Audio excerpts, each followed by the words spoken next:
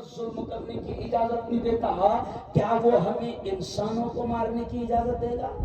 ارے بولو بھائی، نہیں۔ اب آپ کو مجھے ہمارے دھرم کو بدنام کیا جا رہا ہے، تو آج اس بڑے پیغام کے ذریعے سے میں آپ کو کہتا ہوں کہ پریکٹیکل، جیسے مفتی صاحب نے مجھ سے پہلے کہا نا کہ وہ مسلمانوں پریکٹیکل عملی طور پر تم اپنی زندگی ایسی گزارو، عملی طور پر تم اپنی زندگی ایسی گزارو کہ یہ میڈیا والے، یہ بدماش، یہ آتنکی چینل، یہ گودی چینل اگر آپ کو آپ کے دھرم کو بدنام کر رہے ہیں تو مسلمانوں تم ایسی زندگی گزارو کہ اگر تمہارے پڑوس میں کوئی ہندو بھائی رہتا ہے تو اس نے یہ کہنے پر مجبور ہو جانا چاہیے کہ میں مسلمان کے پڑوس میں رہتا ہوں اور میں نے دیکھا ہوں کہ اسلام کتنا پیارا مذہب ہے، تم ایسی زندگی گزارو۔ ہمارے نبی نے پڑوسی کے حق بتائے، کیا بولا؟ ہمارے نبی نے بریکسٹ نے پڑوسی کے حق اتنے بتائے کہ نبی نے اتنے حق بتائے کہ اگر سنو گے تو تعجب کرو گے کہ کبھی کبھی پیارے نبی خود کہتے ہیں کہ جبرائیل میرے پاس آئے اور مجھے پڑوسی کے حق بتانے لگے تو میں اس کو سادے انداز میں کہتا ہوں کہ اتنا حق پڑوسی کا جبرائیل نے بتایا کہ ایسا لگ رہا تھا کہ 7/12 کے اتارے میں اس کا نام نہ آ جائے، نہیں سمجھا؟ اتنا حق، اور پڑوسی کوئی بھی ہو، رمیش ہو، پرکاش ہو، کیلاش ہو، گنیش ہو، دلت ہو، باندھ ہو، برہمن ہو، جین ہو، عیسائی ہو، کرسچن ہو، پڑوسی کوئی بھی ہو، ہمارے نبی نے کہا کہ تمہارے پڑوسی کا تم پر حق ہے۔ یہی تو ہے پیغام انسان۔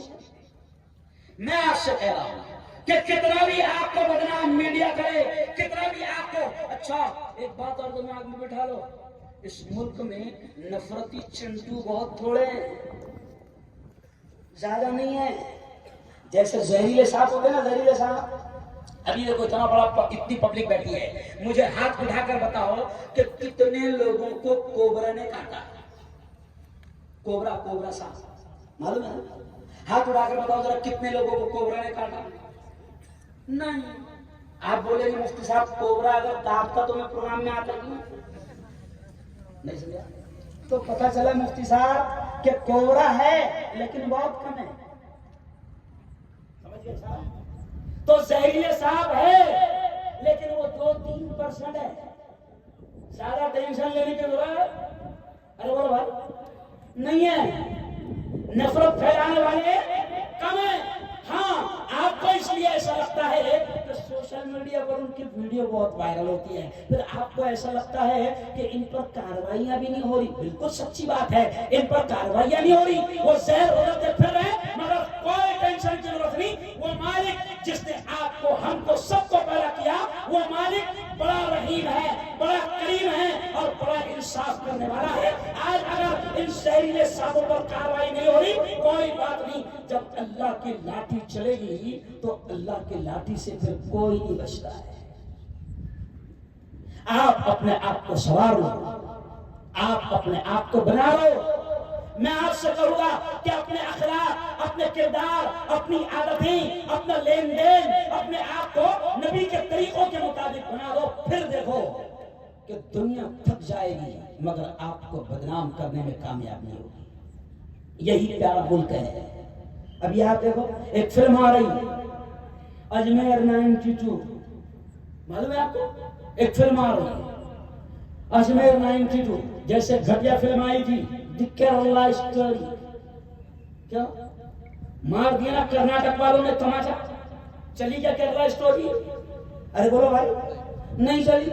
اس سے پہلے ایک فلم آئی تھی ناپاک دی کشمیر فائل، چلا کیا معاملہ؟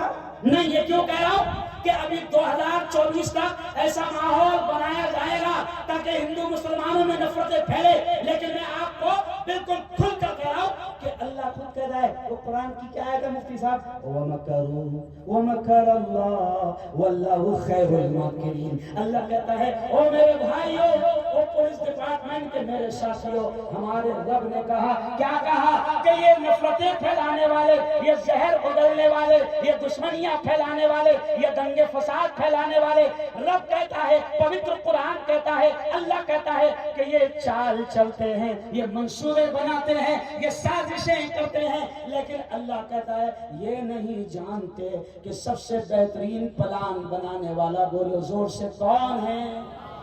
अल्लाह।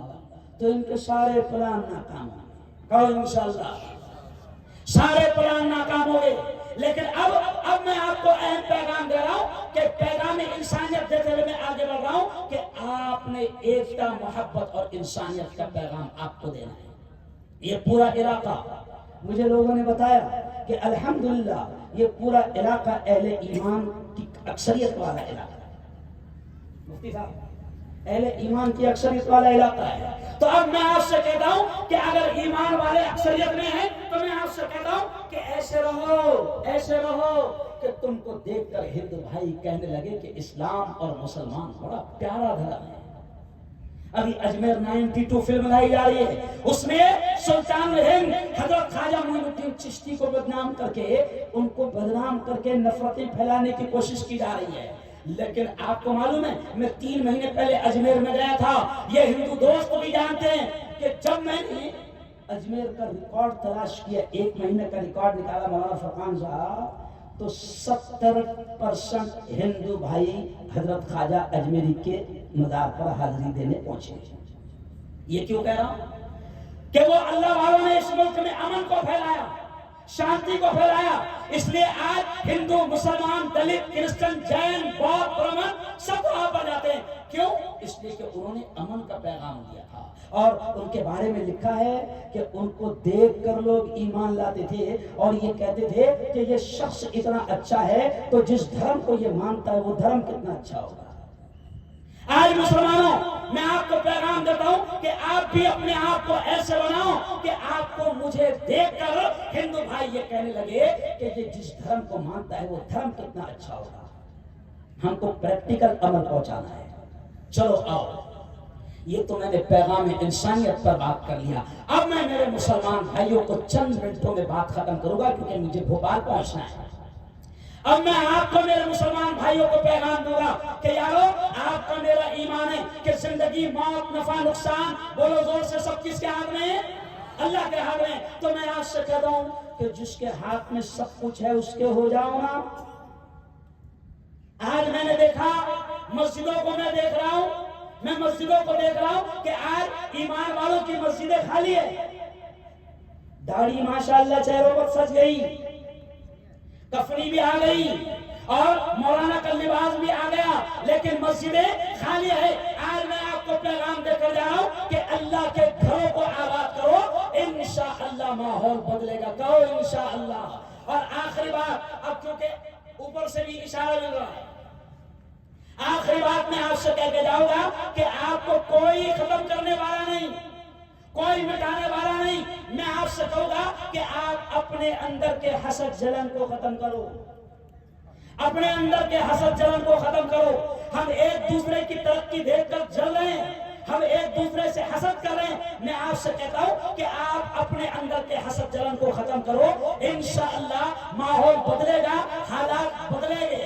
और आप बिल्कुल आखिरी जुमला ये कहूंगा जो मुफ्ती साहब ने इशारा किया कि तालीम की तरफ आगे बढ़ो। अभी लोग घबरा गए कि बारिश आएगी तो घर कैसे जाएगी। बिल्कुल इत्मीनान से आप पहुंच जाएंगे। आखिरी जुमला सुन लो कि तालीम की तरफ कदम बढ़ाओ। अल्लाह ने कुरान पाक में, मैं हिंदू दोस्तों से कहूंगा, मेरे भाइयों से कहूंगा कि साहब पवित्र कुरान में 6666 पंक्तियां है, आयतें हैं, लेकिन पवित्र कुरान में रोजे का, नमाज का, हज का, ज़कात का हुक्म पहले नहीं आया। पवित्र कुरान में सबसे पहले ऑर्डर आया इक़रा, यानी पढ़ो, एजुकेशन, शिक्षण। तो मैं सीका तुर्की पुरा वालों को कहूंगा कि तालीम की तरफ कदम बढ़ाओ, इंशाअल्लाह सारे मसले हल होंगे। और इसी शेर पर अपनी बात को खत्म करूंगा जो मैं अक्सर कहता हूं कि जिंदगी मांगो किसी से, ना मोहब्बत मांगो। जिंदगी मांगो किसी से, न मोहब्बत मांगो, तख्त मांगो, न कोई ताजो हुकूमत मांगो। झूठी दुनिया है ये, दुनिया की न शोहरत मांगो, सिर्फ अल्लाह से तुम इल्म की दौलत मांगो। کیا مانگو؟ علم. اور میں ایک اور بات کہوں گا کہ الحمدللہ بڑی خوشی کے ساتھ کہہ رہا ہوں، اس گاؤں میں 2 بڑے مدرسے، مفتی صاحب، علم دین کا ماحول ہے. ہم خود مدرسے کے مال ہیں. ہم کہاں کے مال ہیں؟ مدرسے کا مال ہے. لیکن میں آپ سے کہوں گا علم دین حاصل کرو، بالکل حاصل کرو.